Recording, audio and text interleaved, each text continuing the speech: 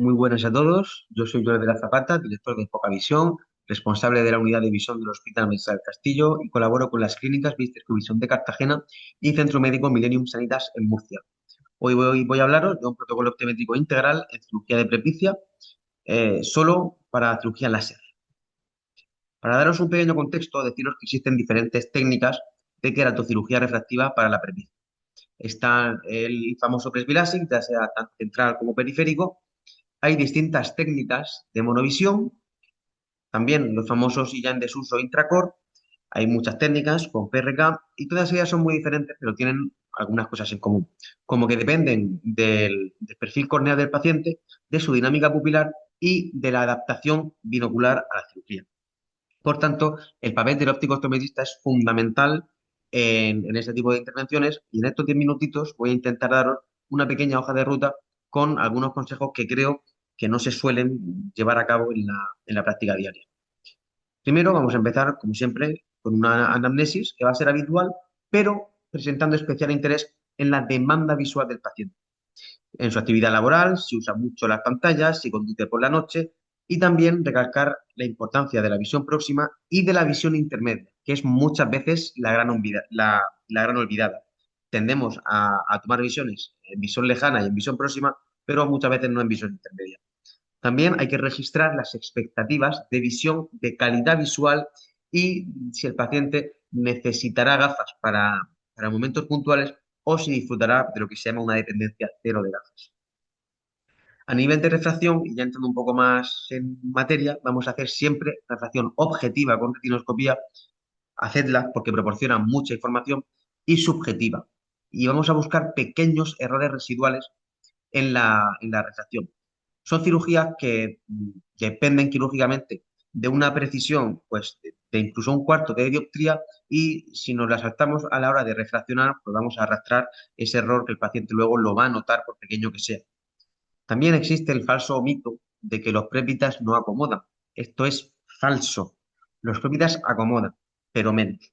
Entonces, vamos a instilar gotas de ciclopléjico porque muchas veces el mismo tono del músculo ciliar va a enmascarar ligeras hipermetropías. Además, a mí me gusta, para los que son además hipermétropes, hacer un fogging, ¿vale? Que es una técnica que muchos de vosotros conoceréis, que consiste en introducir lentes positivas para miopizar al paciente hasta lograr agudezas visuales muy pobres, de 0,1, 0,2, y luego ir reduciendo progresivamente. También vamos a medir la agudeza visual en distintas condiciones de iluminación. ¿Por qué? Porque fluctuaciones de más o menos media dioptría en la refracción, pues bueno, condiciona a que quizás no sea el candidato más ideal. También vamos a medir la sensibilidad al contraste y por último hacer siempre un balance binocular, sobre todo si nos vamos a plantear tallar una monovisión. Nos van a acudir tres tipos de pacientes. Están los que dicen, yo he usado progresivos, me he adaptado muy bien, estoy muy contento, pero quiero quitarme las gafas. Eso, genial. También están los que dicen, he usado progresivos tanto en gafas, lente de contacto y no me termino de adaptar. Bien, historias previas de inadaptación a progresivos, pues hace que sean malos candidatos para este tipo de cirugías. Y por último, nos vamos a encontrar los que dicen, nunca he usado progresivo. En este tipo de pacientes, yo siempre recomiendo hacer una visión simulada, ¿vale? Que consiste o con lente de contacto, ya sea progresiva o monovisión, incluso alguna rígida bifocal, que da una experiencia bastante realista y podemos predecir un poco el nivel de satisfacción que va a tener el paciente. Y luego está la visión simulada con lente de prueba. Existen lentes que son de prueba, pero en vez de ser monofocales, son progresivas y proporcionan, como digo, pues una experiencia muy realista, ¿vale? Y además no son muy caras, por lo que son asequibles para casi cualquier consulta o cualquier gabinete. Entrando al tema de visión binocular, pues bueno, a priori podemos pensar que no es tan importante, ¿vale? Porque al final es una cirugía láser. Pero hay que tener en cuenta que es una técnica que no es reversible. Y aunque a nivel de acomodación no hay muchos estudios, sí que se han descrito cambios a nivel de visión binocular.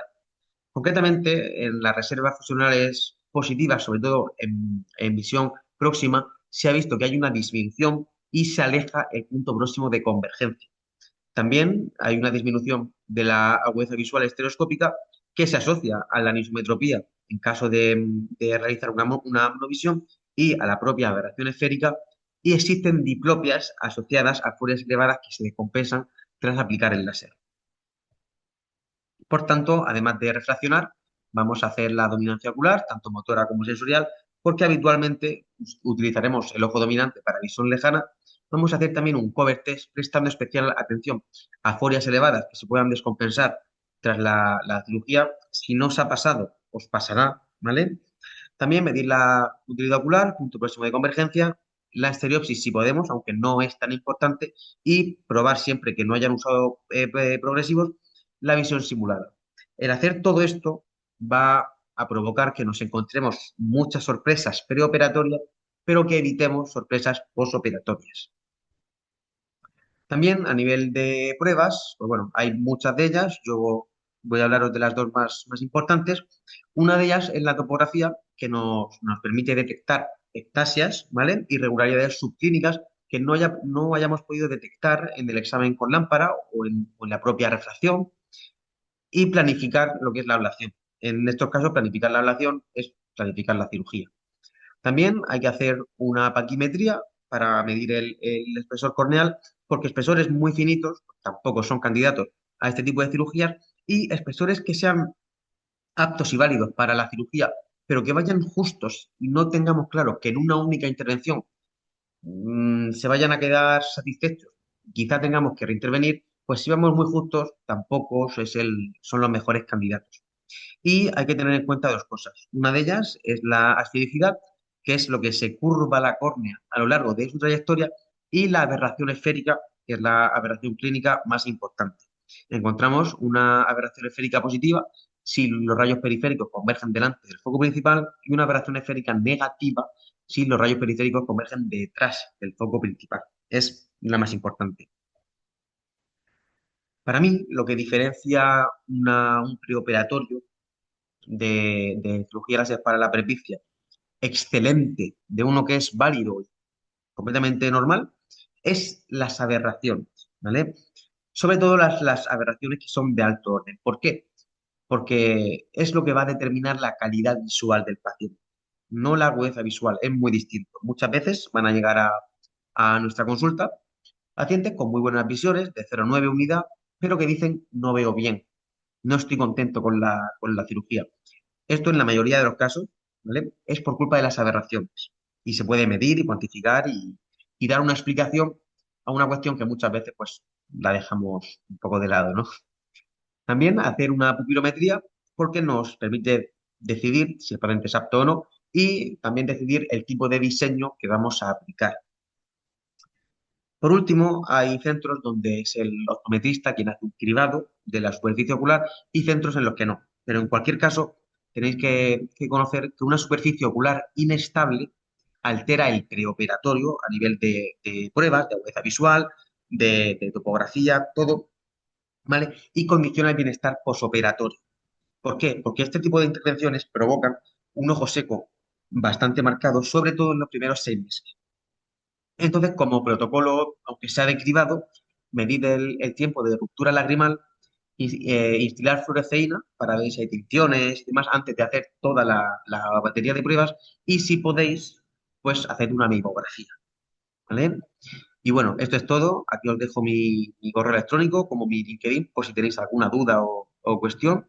Yo estoy encantado de resolverla, y muchas gracias tanto a la organización como a Alejandra por la invitación.